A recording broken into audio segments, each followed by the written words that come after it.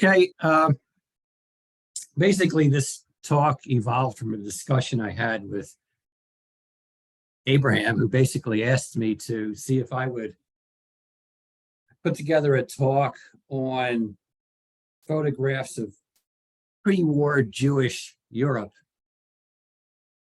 mainly Jewish, and focusing on the work of, he mentioned the photographer Richard Scheuer, whose work was recently exhibited a few years back, who he was only 17 when he took them, and these works were, I guess, fairly recently discovered, and many of them are quite good and informative. And he kind of follows in the path of the more established photographer, Roman Vishniac, who maybe most, if not all of you have heard of, who's photographed thousands of shots of pre-war Jewry in Europe. So we'll show works of both, and we can see what we think of their artistic merit. I think as a whole, Vishniac is a more polished photographer. He is more experienced.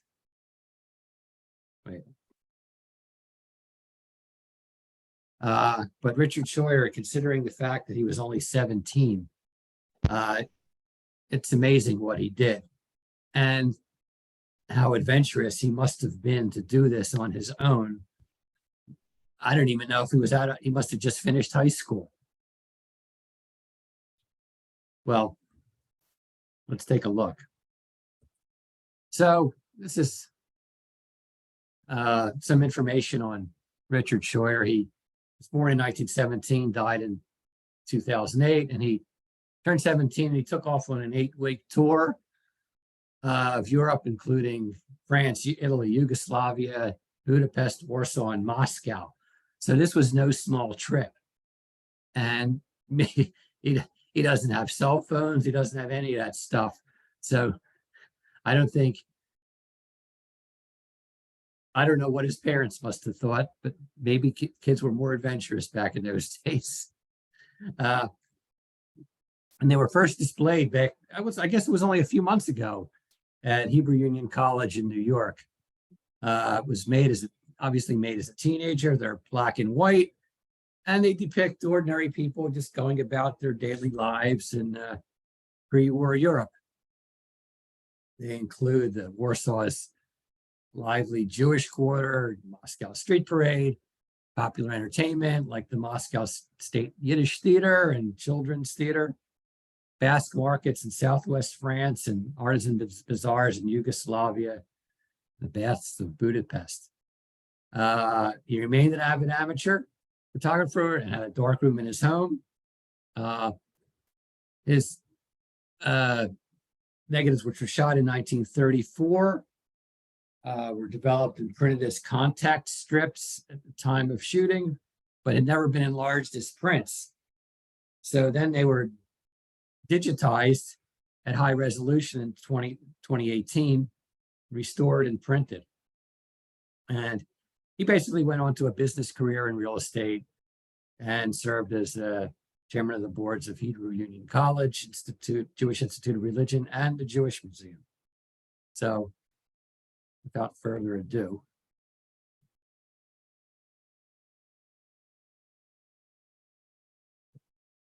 here's his passport photo in 1934. Obviously an intrepid young man. One would wonder, what if his glasses broke? Would it end the tour? I don't know how easy these things were to get replaced. It gives you an idea of just the extent of what he did. It's rather amazing that he went all the way from Spain to Moscow. He really covered the gamut.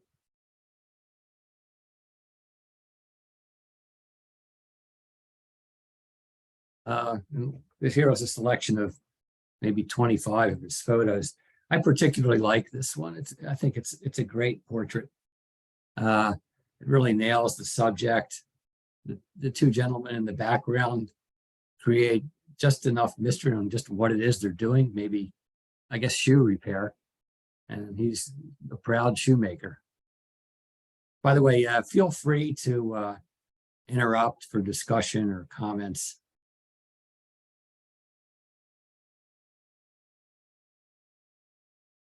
This is a neat shot with the light rays streaming through the train station in Milan. It's a very atmospheric effect.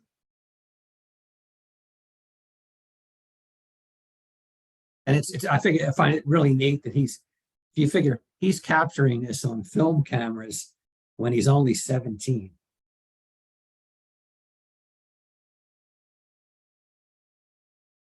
And he doesn't get to look at the background to see what he can't. It's like one shot, you're done.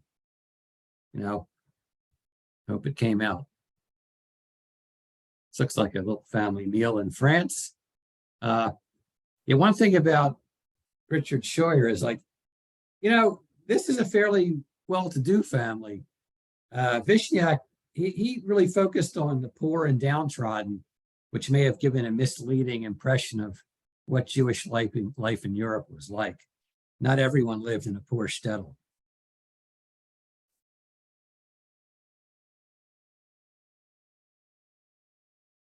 Here's a scene from the Yiddish theater.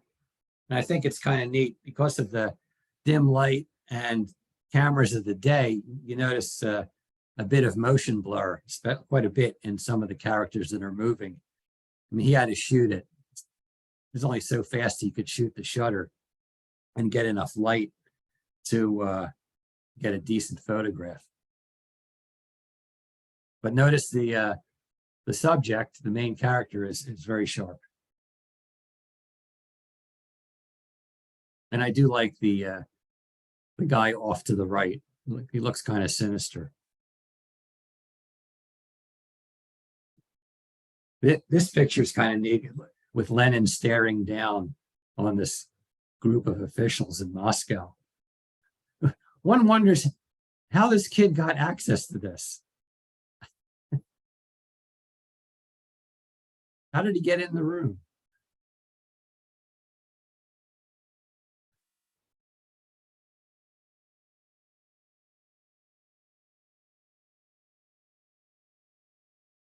Yeah, this is a great shot. You notice how the lighting, it almost looks like it's vignetted, where the light shines on the old man's face seated, and yet there's a figure in the background who is a bit darkened, which I think adds a touch of atmosphere. You wonder what he wants.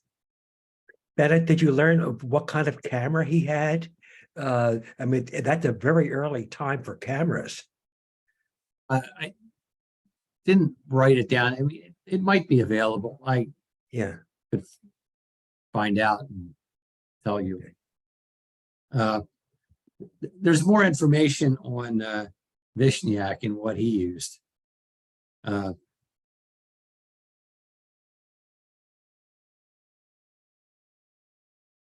This is great. Here, the motion, I think, works to great effect with the jumping dog over the kid.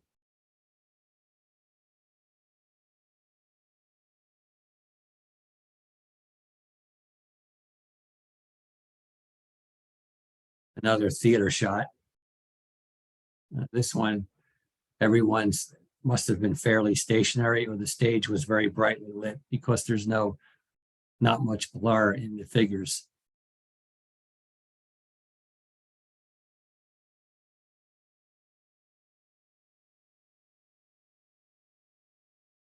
Cheesemonger, a nice portrait of looks like a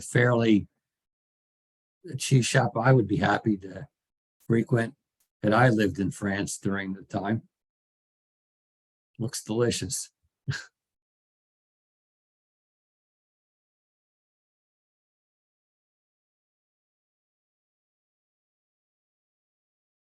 Another in the Man in Front store series. Oh, it's not.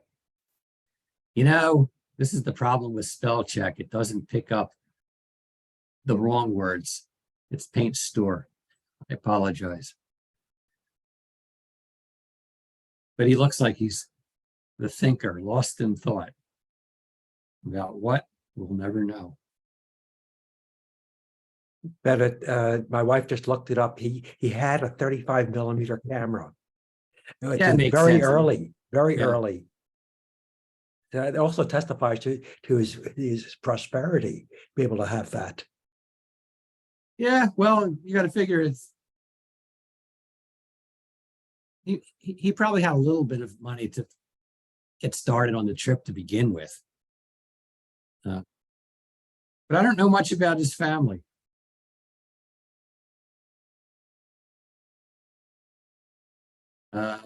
Shot of a livery driver in Warsaw. Oh, it's a really good photograph. I'm not sure what the stand is. It almost looks like, is that a light stand or something? Like, I don't know what that is, but I wonder if it's a car or something. If you look, oh, or a piano. I'm looking at like off to the right, that little pole with the. Oh! I thought you meant what he was on. I'm not sure what he's. I mean, it could have been the whip.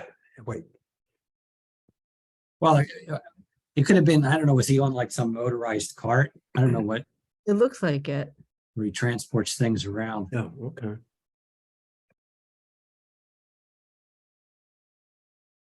That was the title shot. Just a street scene in Warsaw. Mm. You know, I had to look like several times at this shot because it almost looks like a second picture got cut in. You know, that sharp line. Yeah. But if you look at the signage, it's all continuous. So, no, he's just like a man walking through, and his dark suit lines up with the shadow on the wall. It's really cool. And it just kind of looks like it's almost two separate photographs. But it's kind of interesting how you have people looking in different directions. It's a really neat street scene.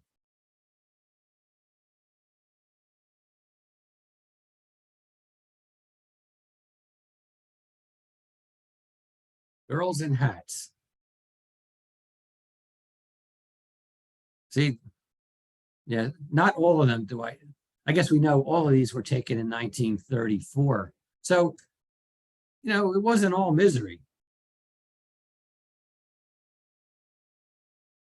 You know, where you were.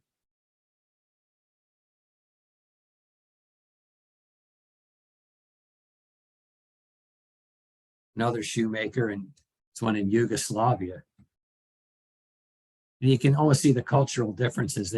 It almost starts to look Near Eastern. Yeah. I don't know if these are Jews or not.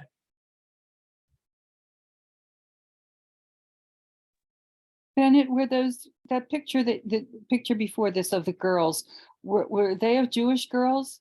Don't know.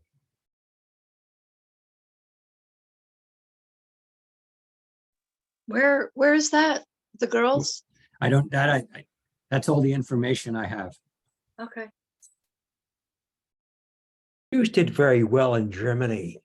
You know, They you know, did. Sure they yes, were. Yeah. Yes. They were like middle to upper middle class. Yes.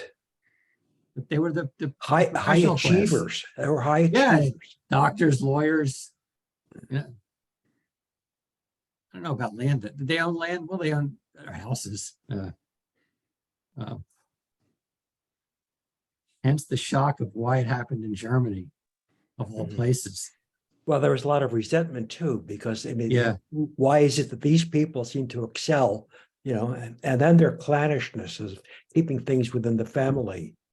Yeah.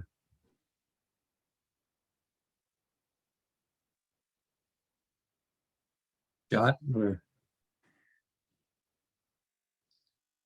man outside a woman's apparel store in Warsaw. You got to love this guy's face. He's just so expressive great. with the mustache and Give him a rolling schnitzel. yeah. He really did have a knack for capturing a scene.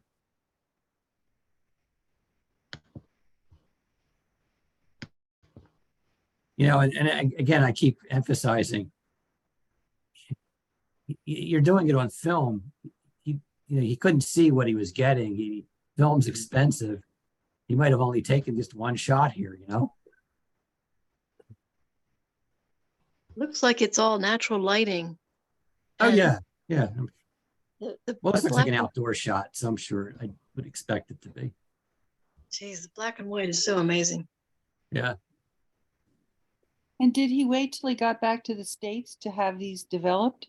Well, it seemed like he did contact prints, and then someone else, I guess, many years down the line, like printed, like digitized them and enlarged them.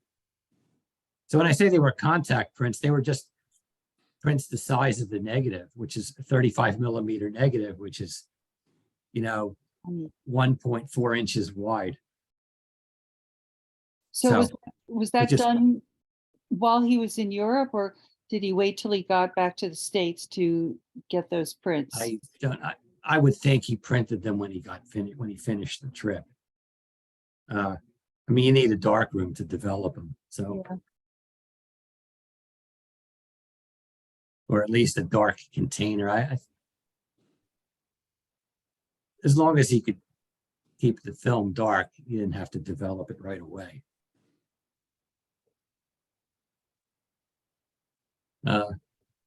This is a man in front of the clothing store, and I love the two guys talking, and then look at the figures on the shutters wearing the stylish clothing of the day, because who can resist a fine pair of knickers? What kid wouldn't want a pair of those, Or the hat of the boy on the right.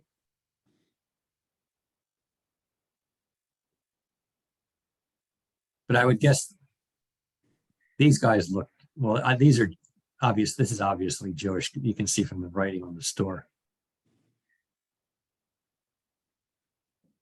Looks like there's a little baby carriage in the just off. Yeah, off. yeah, and a baby with a baby in it. it. Yeah. So, yeah, I don't know. Maybe one of the guys was pushing it. And he just stopped because the hand, like it looks like the handle is facing him. Yeah, they're both aware that they're being photographed. Oh yeah. That's great. Yeah, this guy's talk about a great figure here. Mhm. Shows the wisdom of the ages in Yugoslavia here. Wouldn't know if that's the way a typical man, if this is a Jewish man or not. Rabbi, would you have any idea of No, how I don't Jews know enough dressed about in that area? That's- Yugoslavia in the 1930s. I mean, I wonder if like that That But- that cat, that would would have- that But I would have thought that there's a thing about modesty for men and women, and this man's shirt is wide open. yeah, it's a little too, yeah, So it wasn't my guess that he was Jewish, but I just don't know. okay. it might pass for, Well, except it's- for the open shirt, Well, I guess Yemeni Jews. Well, I guess a fez wouldn't be a Jewish piece of headgear, so. Turk. Well, actually, there are some Sephardic Jews at some point, whether it's in Yemen or in other Middle Eastern, they did wear fezzes. So, yeah, okay.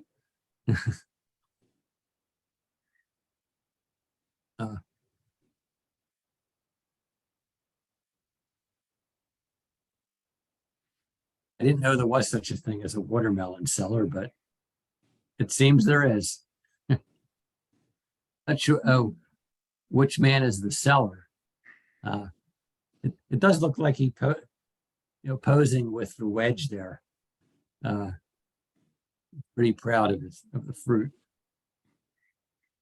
And what's neat is that I like the guy laughing in the background. And the happy kid who's cut off.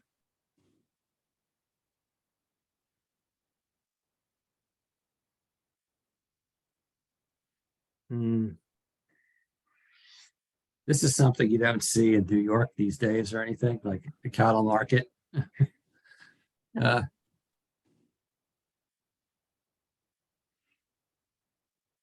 Now these cattle look a little See some ribs. I'm not sure how wealthy these cattle farmers were.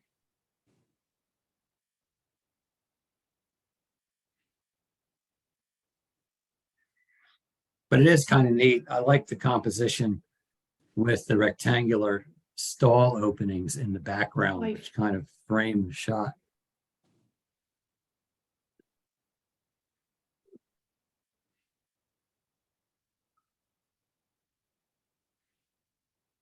Now here's another one. Now this is a shot I think that would have been best served in color. Because you know, it must have been fabulous colors Obvious. with all the fabrics there. Mm. But, well, they didn't have it then. Yeah, And black also- and white. Black and white seems to work better with portraits rather than scenes, like something like this, where there's a lot. Yeah. Well, when it's colorful. Sometimes, you know, there's a rule of thumb that says, you know, nowadays, you start, you know, a black and white, if you're shooting digital, all the shots are in color, you convert it to black and white. And quite often, the best black and white shots are also the best color shots because you can make the most contrast when you have lots of different colors. But at the same time, I still think this would have been spectacular in color. I'm guessing those fabrics are not muted colors. Yeah, Black black and white makes everything look like it's kind of cloudy out. Yeah. Or dramatic, depending on how you do it. May have been, I don't know. Yeah. It's also quite hot. So I imagine that man with his open shirt, that shirt was open probably because it was stiflingly hot.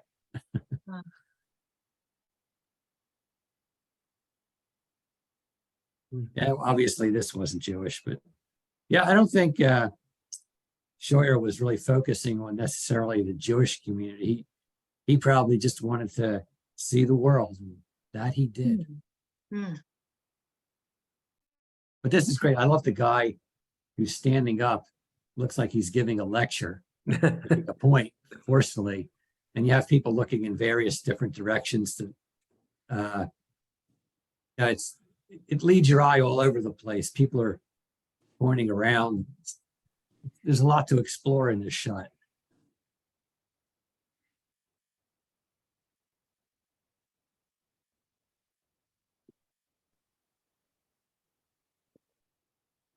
And I think this man here is,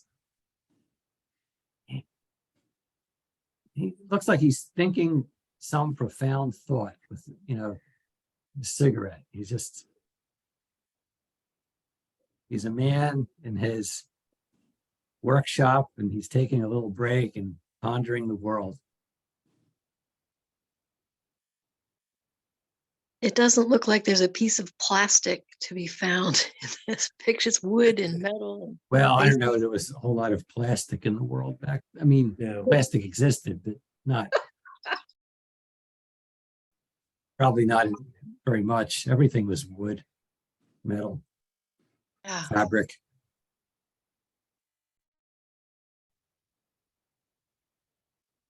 The man with ducks in Sarajevo. Makes you want to go to Sarajevo in the 30s, doesn't it? Just to see what life was like back then. It's almost like semi-rural. His composition is so great considering that he wasn't seeing it through the viewfinder. And No, he could. Well, that's not necessarily. He could see through a view. You get a viewfinder. Yeah, he He saw the shots. okay. Uh, So it's one off on the fly. And when he looked at a print, it was relatively tiny. Now, I didn't remember. Someone mentioned the camera he used. Yeah, 35 millimeter, No, yes. it didn't say the brand. Peephole, you know. I mean, there's different. It was 35 millimeters. So okay, see, it was probably an eye-level viewfinder. Yeah, I mean, like the old Leicas just to have a little viewing yeah. spot. I mean, there are Yes. others like the Rolleies, the twin lens ones, where you hold them at waist level, look down. Yeah. And That was later, though. Yes. yeah, the thing with those is that in some ways they're really good for street photography because, you know, it's not like you're pointing something in your People are subject's intimidated. face. It's not so You obvious. converse with your subject, just sort of glance down at the viewfinder and click, and it's not like he feels self-conscious. Yeah. He did a pretty amazing job on the fly with very rudimentary He did. equipment. Now, to be fair, the shots they showed in his exhibition were just a small fraction of the prints he took. Right.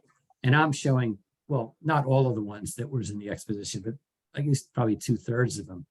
So, about 90% or so probably weren't as good. But that's to be expected.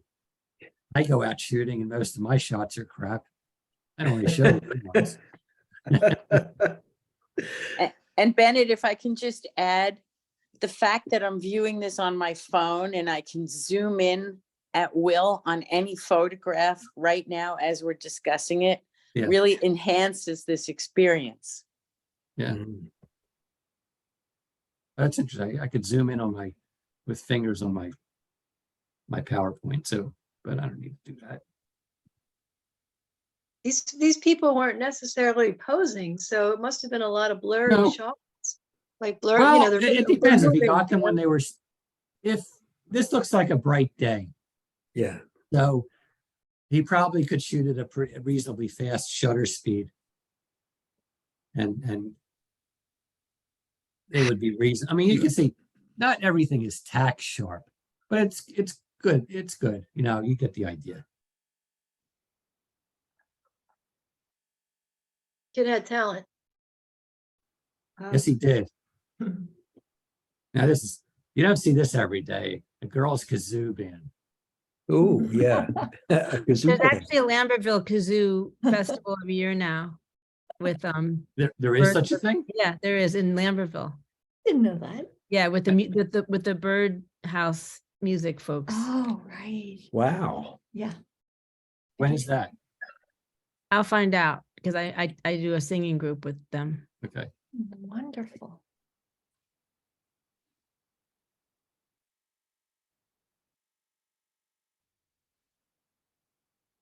Another theater shot. This is quite dramatic, I think. Characters in hats. I mean, it almost looks, the way he shot it, like from the vantage, looking up at the stage, it looks fairly sinister, especially with the dark lighting in the background. But it's a children's theater, so it's probably happy stuff. Yeah.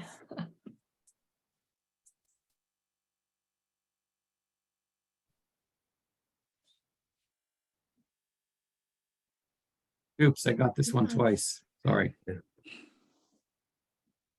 Oh, No, I went through them and I knew I might have gotten a couple duplicates and then never noticed it. But there's a street scene and market in Yugoslavia, and boy, you wonder how old that man is.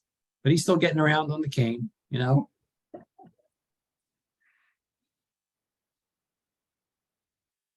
I mean, I would guess he's at least in his 80s,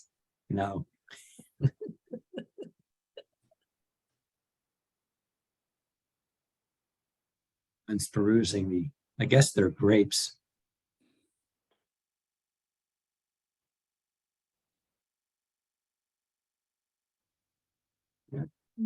I think this is a really nice shot. I mean, I don't know, you can almost see the piety on the subject's face in the front. mm. The way he's framed with all the other faces. And it's a nice contrast to see the gentleman with the jacket and tie as a contrast.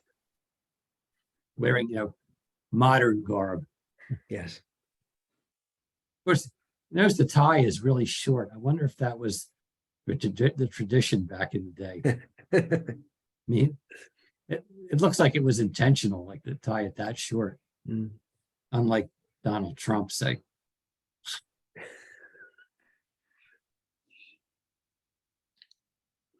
And then this is a terrific formal portrait, I think. I mean, Yes. this looks like a portrait, like a sit-down portrait. Yeah, It's hard yeah. to believe that's just a Could've random been. shot. Now, yeah, why this would have been in the train station, I don't know, but that's what it said. Well, it looks like he's sitting on a seat if you look Yeah. down. But I mean, I like the idea that he's looking, you don't have to actually look straight at the camera. He's looking a little off in the distance, which I think is more interesting. You wonder what he's thinking about. People didn't necessarily feel the need to smile, big teethy smiles like we do. No, they didn't.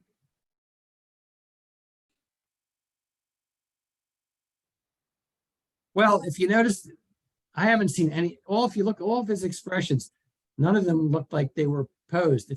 If it was an expression, it was a genuine expression.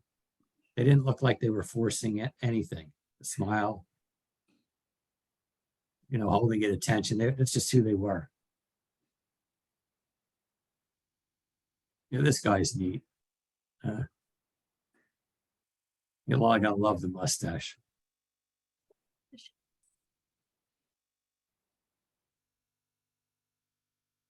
What kind of shoes is he wearing? It's a little hard to tell. Now, when I can see, I don't know that you can blow it. You would start pixelating the image if you blow it up much more. Yeah, one thing about the images on the web, they're not really meant for super high resolution because then people would steal them and print them. They don't want that. So they give you just enough what you can show on a screen and not something you could really sell.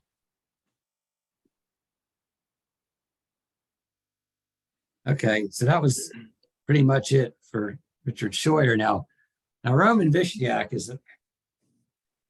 he's quite the character. He lived a very long life. He documented Europe just prior to its destruction. He took lots of equipment. He took like 16,000 photos. He took heavy camera equipment, probably a view camera, A Rolleiflex. small cameras, a Leica and a Rolleiflex. Oh, He had some money. I think it's possible he may have embellished his own legend a little bit, but he used to say some of his shots he may have either through omission or I'm not sure, say outright manipulation, but let's just say he leaned into the pathos. I think he had an agenda. Biologist. It's interesting for his indoor shots, he couldn't use a tripod, so he brought a kerosene lantern to light the shots, and sometimes it's visible in photos. And held his breath, held against the wall while he's shooting,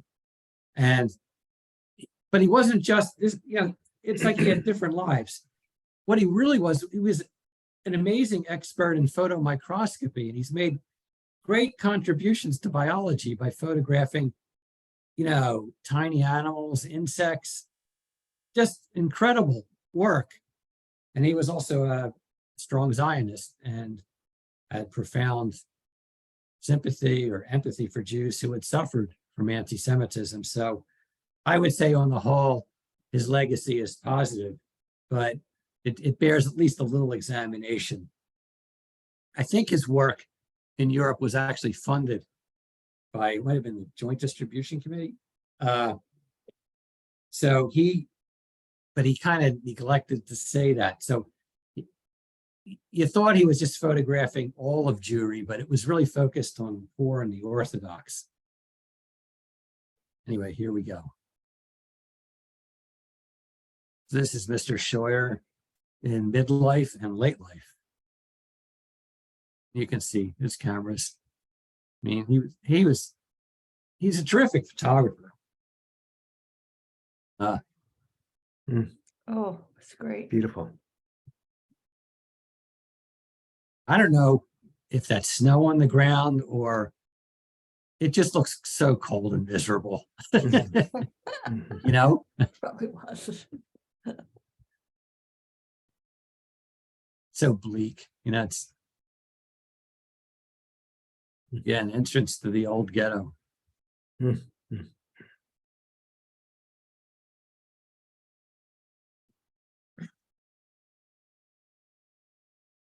Now, were they sharing sorrows? I don't know. They could have been talking about, their son's upcoming wedding for all I know, or, what they're having, cooking for dinner. But sharing sorrows as far as he's concerned.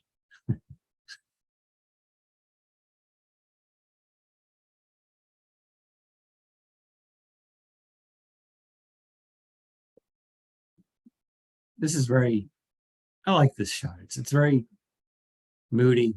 I don't know what he's thinking. My package is downstairs. I'll get it. I'll get it for you. This is sweet. Children of the Jewish quarter. Wonders this kid didn't have. Where are his shoes? Are they off to the side? Is it hot? I mean, or he can't afford shoes.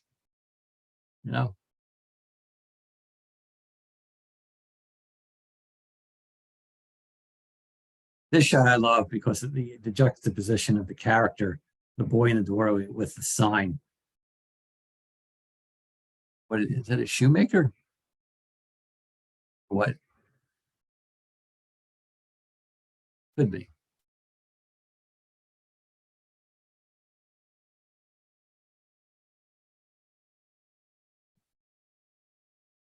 This is kind of a beautiful, moody scene. It almost looks like it could be a painting.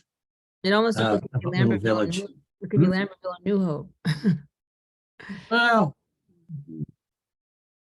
100 years ago, maybe.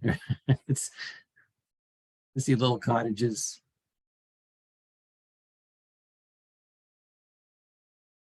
Now this shot is quite controversial. The story behind it, and it's one of his famous shots. They say the girl had to stay in bed all winter because his family couldn't afford to buy her shoes. But there's another picture of her with shoes in the background, or with shoes. So it's like, maybe not. It's I think he may be just leaning into the sadness of the scene.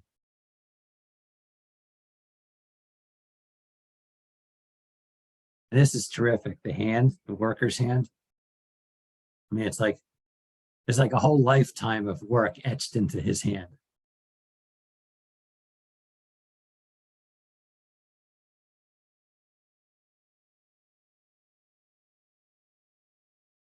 This is kind of neat with the, carrying the prayer shawl, which is covering his face and her.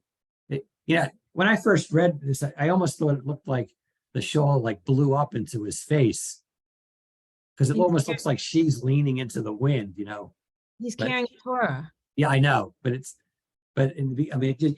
from a distance, you just see the shawl.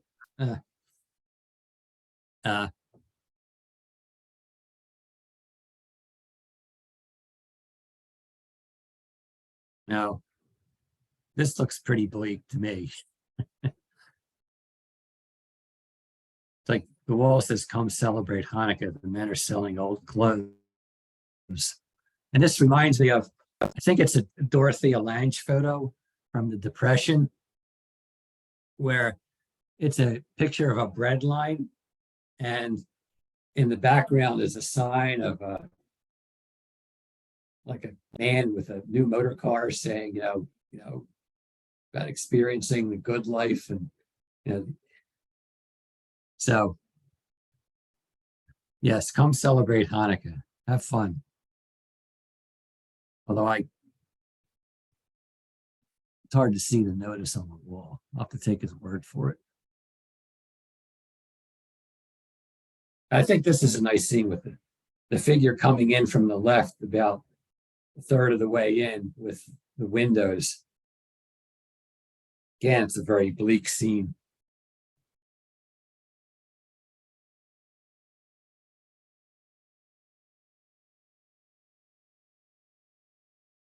This is very well composed. I mean, just the composition of the figures and the way their arms and legs are moving. It's The gymnastics class.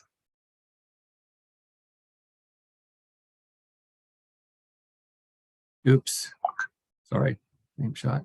Oh, what happened here? Oh, I'm going. Wait.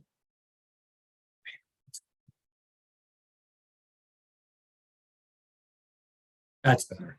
I was hitting the wrong arrow key. I find this to be a very artistic shot, you know, where it's like each pair of trees becomes its own little frame of life. There's like different activities, and it's like 4 little separate pictures.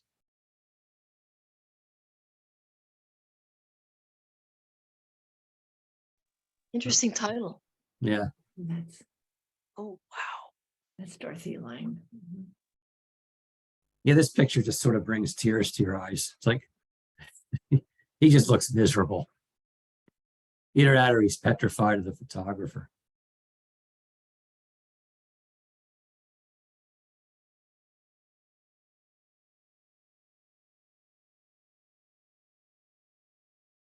Yeah, another one. I wonder if I'm mixing this up with the other. Well, this is another one without shoes, 6 months indoors. Oh,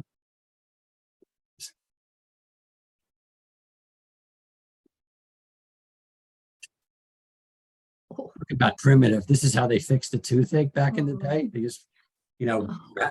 Yeah. behind your jaw.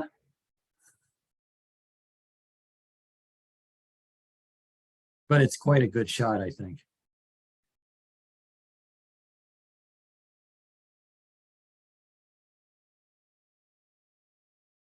Poor child. This is great with the, you know, the light and the dark, smiling kid. This looks, there's a little bit of joy here. He's getting to study the Talmud.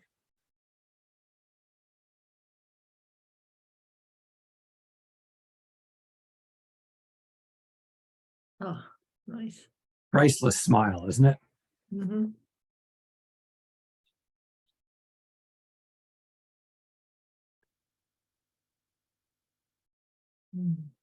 I don't know what is that his, if that's his name, the place. I don't know. That's the only thing I had on the title, but it's just this very just brooding photo of a man. Looks not sure where he is. Doesn't really matter. Sometimes less is more. Oops, another shot. Oh, that's nice. I'm sorry. And I think this is the last shot. I think it's a nice closing shot. It's the ocean liner sailing off in the distance. Mm. Good closing shot. Wife, fiance, girlfriend, whatever, waving goodbye and hoping she'll see him again. Who knows?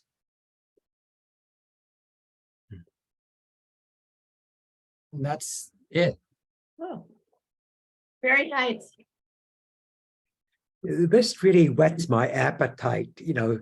There's so much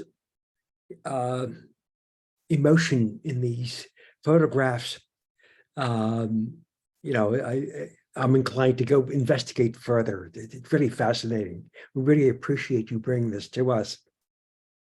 I was happy to do it. I learned a lot while I was doing it too. It forced me to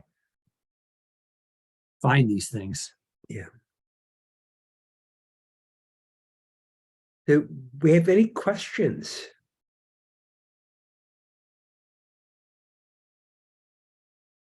Anything at all. Well, what I'd like to say is you can really see the difference between 1936 and 1939. Hmm. Things kept getting bleaker and bleaker. Yes.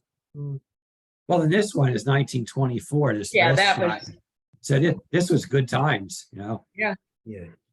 I especially appreciate the work of, you know, Richard Scheuer, because there are so many unanswered questions about, you know, who finally discovered it. You know, Sharon apparently looked up that it was one of the descendants, was it? Bennett. Let's see. A brother, Son. a son, a son apparently found them and he had them digitized. I don't know when that was, but what would have happened if they, you know, they were lost? Hmm. I mean, they're I don't really know. treasures. What's interesting is like how he, you know, he went on with his life and kind of just left Yeah. him moldering in the attic and like, Yeah, Yeah, sure. like you forgot just how important these photos are. I mean, talk about, yeah, you know, this world doesn't exist anymore. yeah. Mhm. He Also, apparently, he had so many of them, he probably couldn't afford to do anything with them. Well, I- after it wasn't as many as you think, but I mean, you could get, he could have gotten them It became a printed in successful analog business. fashion at some Yeah. point. yeah, Yeah. it looks like he attended Harvard. So, you know, but he first traveled with his father. It looks like he was just looking him up. And so he came from prosperous families and he went on to have a business career. But this guy, I guess, fell by the wayside in all of his other activities. And it's so valuable and it just wasn't important enough at the time to, you know, to bring it out. Yeah, I mean, he's not the only one. I mean, have you heard of Vivian Meyer? Yes. Although she had probably some mental issues too, but she left this amazing treasure trove of street photographs in Chicago that were discovered in like an abandoned, like, I don't know if it was a train or airport locker. And they're astounding for their quality. 100,000 of them. I just Yeah, read. yeah. But there's a And- movie about her, Finding Vivian. Yes, yeah, I've seen it, and you know, it's just incredible. But I mean, she was a piece of work. What's really important to me is the contrast between the two. Yeah, I was most familiar with Vishniac, and everything looks, you know, difficult. I mean, it's the imagination of village, you know, poor, ghetto, confined. Because that's what he was tasked yeah. to do. But if you read the history, we know that it wasn't true everywhere, and especially in Germany, there was tremendous prosperity. I mean, there were the sharp differences between those who were enlightened, those who were, you know, more traditional, and the big you know, those who were more secular really became very powerful financially. Yeah, it was the professional class. Mhm.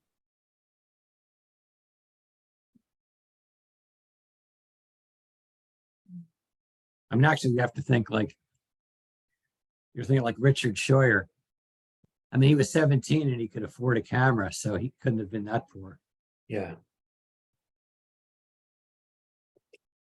Yes, and just being able to travel, you know, who could afford to do that? Right. I mean, like he didn't need to. Yeah, it's not like he was selling his photographs along the way. He was basically probably given enough money to travel for a few months. My own grandfather came from Poland and had to work for years to save up the money for passage to bring his family. Oh yeah. Well, that's the way it was. And you one remember, it's just amazing the faith that his family must have put in him, saying like, yeah, go off and do your thing and come back safe. You know, probably never hearing from him for months. You know, I don't know if he even managed to get a phone call through. Yeah.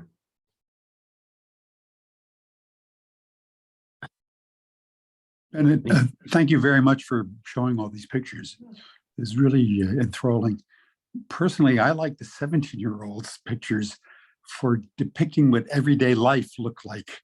Yeah, you know, after seeing, I think I'm going to revise after seeing, you know, looking through Scheuer's photographs again, I'm more impressed with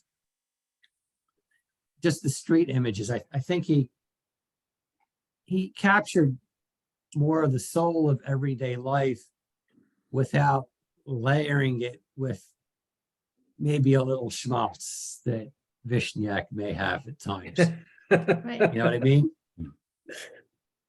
I agree. Vishniacs were very composed. Yeah. But just the, for a 17-year-old kid to get these shots, he must have been 17 going on 30, Yes, in his mind. yes, Not your average kid. right. I don't know if you can get people that look so unself-conscious in front of a camera these days. Like some people are born for it, but those were just normal people. And they just didn't seem, they just seemed relaxed and natural in who they were. Yeah, I mean, I don't know how because obviously they're looking right at him in many cases. They must have known he was photographing them. I mean, I know a number of street photographers will do things like try to hide the camera, shoot, not look like you're photographing somebody, but then you would rarely get them looking and smiling straight at you. It's also possible that the people weren't used to being photographed, that was a relatively new thing, to have someone just walk up to him and say, we're going to take your picture. So they may have been more of what they were normally like. Yeah, although that can be a double-edged sword. Yes. Sometimes, like if you point something that you don't understand at you react with hostility.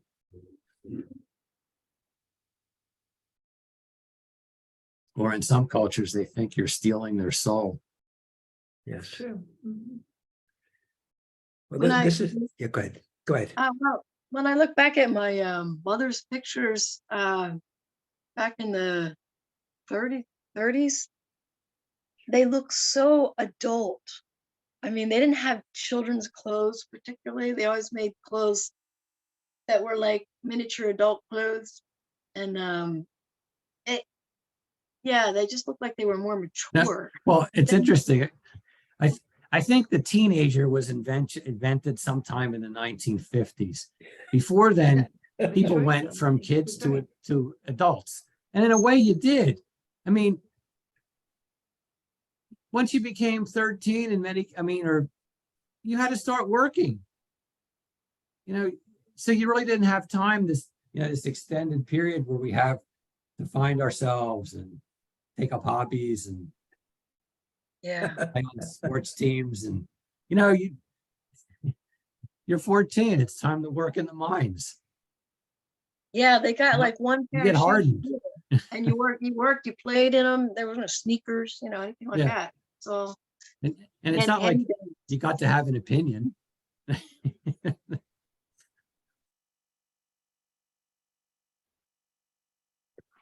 Bennett, we very much appreciate the richness of an experience that you bring to us.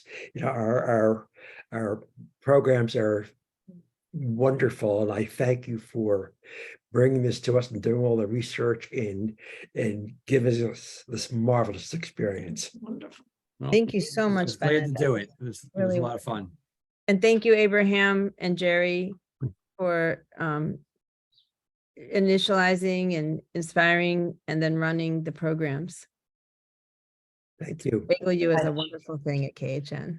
It It is. certainly is. Thank you. Okay. So thank you, everyone. And I'm glad Thank you. you could join us. Very well done. Thank you.